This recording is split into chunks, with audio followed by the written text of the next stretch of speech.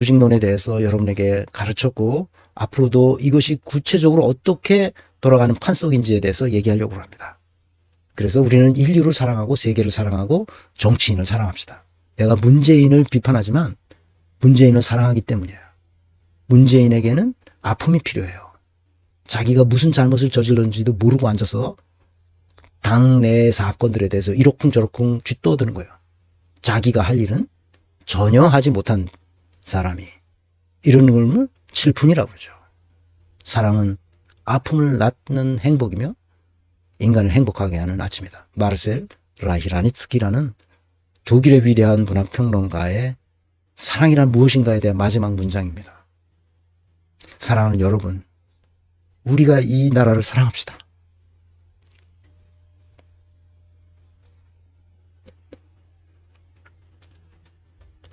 어떻게 윤석열 같은 놈을 대통령을 시키냐 말이야. 도저히 용납할 수 없어요. 그래 놓고 너희들 쫄았지 하는 놈도 나오질 않나. 다 등신 같은 놈들이 나와서 정치를 한답시고 떠들고 있습니다. 역량진단, 그 사람이 어떤 역량을 가지고 얼마만큼 노력해서 사회적 성취를 일으켰는지를 진단하는 겁니다. 그것이 정답은 아니에요. 그거 다 확률이에요. 그래서 나중에 시간이 가면서 그거 하는 걸 보고 계속 업데이트 해가는 겁니다. 직무 분석도 똑같습니다. 직무 분석하면 직무 설계 모형을 만들고 성과 책임이 뭔지를 정하고 그 다음에 뭘 합니까? 조직 설계를 하죠. 조직 설계를 하면 그걸로 픽스 되는 게 아니고 그것이 항상 시간이 흐르면서 변동합니다. 사회적 사건들이 더 많이 추가되고 있던 사건들이 사라지고 있던 새로운 요구가 계속 분출합니다. 그렇기 때문에 조직은 계속 흘러가요. 그 흘러가는 과정 속에서 직무도 계속 바뀝니다. 그것을 어떻게 할 것이냐 하는 것은 중하위직 공무원들의 직무는 중요하지 않아요. 고위직 공무원들이 문제입니다. 적어도 장차관급 이상 공무원들, 국회의원들, 판검사들, 얘네들이 중요해요. 그래서 얘네들의 직무를 설계해 줘야 됩니다. 판검사들은 그렇게 자주 바뀌지 않아요. 그래서 한 번 해두면 한 2, 3년 계속 가면서 해주면 됩니다. 그럼 그걸 내가 전문으로 하는 사람이에요. 그리고 이 행정공무원들은 좀 바뀌어요. 왜냐하면 국민적 요구가 쭉 바뀌어 보거든요.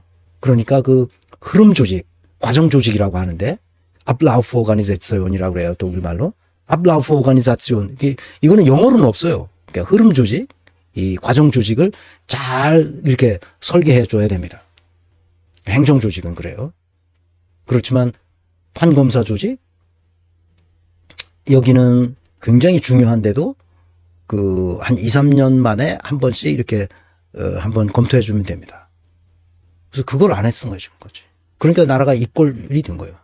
인사조직론이 그렇게 중요한 겁니다. 그래서 이 경영 플랫폼을 통해서 이 문제가 해결될 수 있도록 하고 우리가 만드는 건민내도 이런 방식으로 장기적으로는 자동으로 굴러갈 수 있도록 만들려는 것이 제 꿈이에요. 그래서 건민내에 꼭 많이 가입해 주시기를 바랍니다.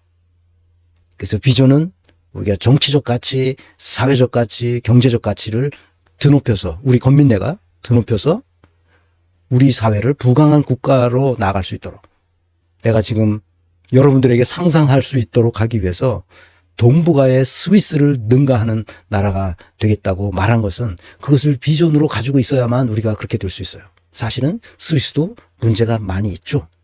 그 문제가 뭐라는 걸 얘기해봤자 우리하고 상상하기 힘들 정도의 문제가 있어요. 그 사람들. 독일도 문제가 있듯이. 그렇습니다. 그러나 적어도 굶어 죽는 사람은 없어요. 유럽에서 가장 잘 사는 나라가 됐어요. 거기는 관광이 아닙니다. 거기는 다 제조업이에요. 그래서 제조업을 살려서 그 스위스가 잘 사는 겁니다. 그리고 직접 민주주의 체제를 갖추었고요. 그래서 굉장히 중요한 이야기를 오늘 하려고 하는데 시간이 너무 많이 갔는데 하여튼 2시간 이내에 끝내겠습니다. 다시 이 얘기는 건강한 민주주의 네트워크의 장기적인 목표입니다. 정치, 경제, 사법, 교육, 국토를 다 민주화하는데 오늘은 국토민주화에 대해서 먼저 얘기하려고 합니다. 지금까지 얘기했던 모든 문제를 진정으로 해결하는 방식은 국토를 분권화해야만 가능합니다. 국토 분권화가 맨 밑바탕에 있는 거예요. 이 기본인 거예요. 국토를 분권화하지 않고는 어떻게도 민주화되기 어렵습니다. 국토의 민주화, 그것이 국토의 분권화를 말하는 거예요. 그것이 국토를 탈중앙화하는 거예요. 서울이나 제주나 저기 함양이나 저기 강원도 태백이나 저기 어디 충청도 뭐 있지? 충청도 아산이나 아산은 좀 큰 데인가?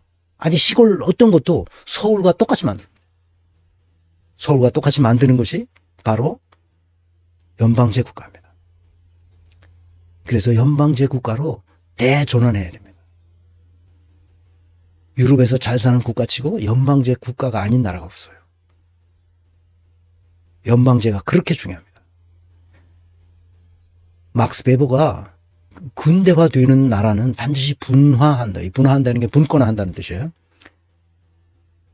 개인화, 합리화를 한다는 거예요. 이것이 조직 설계로 공식화됐는데 그것이 바로 현대적인 조직 설계 공식으로 됐어요.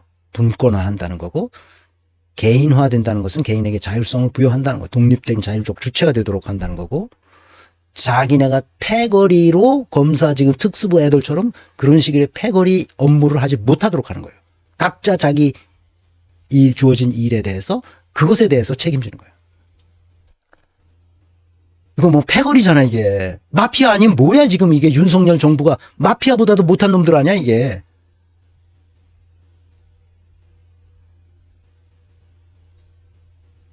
마지막으로 자율성을 뒷받침해주면 지 멋대로 하니까 반드시 네트워크화하는 거예요. 그래서 독일에는 게슈탈트, 그 자기 업무의 내용을 모든 것을, 게슈탈트라는 게 모든 전모, 이것을 다 다른 이해관계자와 항상 네트워크로 연결시켜서 다 이해할 수 있게 한다. 그것이 바로 뭐야? 비트코인이야, 비트코인. 내가 아주 그 비트코인 네트워크를 보면서 누구나 모든 상황을 다 공유하게 돼 있고 내용이 다 전달되도록 돼 있어요. 그게 뭐야? 비트코인 네트워크에 저장되는 거예요. 그래서 우리 건강한 민주주의 네트워크라고 말한 것은 그 비트코인 네트워크와 같은 네트워크를 상상하기 때문에 내가 그 말을 한 거예요. 그냥 우리 네트워크로 연대하자 뭐 이런 게 아니야. 그냥 그 토큰으로 네트워크화 될 수 있도록 하고 그것이 투명하게 다 알려져 있으니까. 그리고 우리가 해야 할 일들을 그 홈페이지를 통해서 다 공유할 수 있도록 할 것이기 때문에, 물론 자기 방이 있죠. 자기만의 비밀이 있긴 하지만, 그러나 우리가 다 같이 알아야 될 것은 다 같이 알고, 그러면 이 토큰 오브 그래티튜드, 감사의 표현, 디올백이 아니고, 디올백은 감사의 표현이라고 하는데 이놈들이 우리 그런 지지한 디올백 같은 거 아니고, 감사의 표현은 뭐냐? 이 나라를 더 잘 살기 위해서 내가 헌신한 것에 대한 감사의 표현을 여러분들이 갖는다는 거야. 어디도 흠집 없는, 위조할 수도 없고 다시 만들어낼 수도 없고 그런 유일한 그 토큰들을 여러분들이 헌신한 그 활동량에 비례해서 다 배분해 주겠다는 거야. 그래서 여러분 후손에 세속적 가치는 없지만 그 후손들에게도 그것을 자랑할 수 있도록 이 더러운 시대에 국가를 위해서 내가 이런 헌신을 했노라고 자랑할 수 있는 그 디지털 증서를 여러분들에게 보내드리겠다. 근데 이게 조금 디지털 증서를 받아들이는 지갑을 다루는 게 조금 복잡해요. 그러니까 그건 없어도 돼. 그거는 나중에 여러분이 배운 다음에 그때 가서 해도 되고, 내가 IT 그 자문역들한테 이제 물어보니까 그거는 그때 가서 해도 되고, 중요한 거는 그 활동을 많이 해서 이 디지털 증서를 자기 많이 모아놓는 게 좋다. 지금 그 얘기를 하는 거예요. 그 모아놓으면 나중에 어디다 쓰냐? 뭘 어디다 써? 내가 이렇게 민주주의를 위해서, 건강한 민주주의를 위해서 내가 이렇게 헌신한 사람이라고 자랑할 수 있는 데 쓰는 거야. 여러분 후손에게 물려주고 친구들에게도 자랑하고 얼마든지 자랑할 수 있는 거야. 아시겠죠? 그래서 꼭 가입하라고 여러분에게 간절히 부탁하는 겁니다. 자, 이제 본론인데 이게 벌써 1시 30분, 1시 40분이 됐네. 아돌프 가서 교수가, 이 스위스 교수예요. 이게 내가 예전에 강의할 때 내가 이 책도 나중에 언제 한번 정리했고요. 예전에 읽어가지고 이게, 미국이 이런 식으로 망가졌구나. 이 치팅 컬처, 이 속임수 사회, 속임수 문화. 미국에 만연돼 있습니다. 그러니까 우리나라도 똑같은 거예요, 지금. 상층부로 갈수록 속여요. 트럼프 속이는 거 봐. 그걸 좋다고 사람들이 또 지지하잖아. 우리가 그걸 따라가면 절대로 안 됩니다. 스위스 역사학자고 연방주의 이론가입니다. 이 사람들은 반드시 이 유럽 구원으로서의 지방 자유, 그러니까 연방주의 체제를 강력하게 실행해야만 된다 하는 이야기예요. 이기우 교수가 번역하고, 번역해 준 게 너무 고마워서 내가 전화를 드렸어요.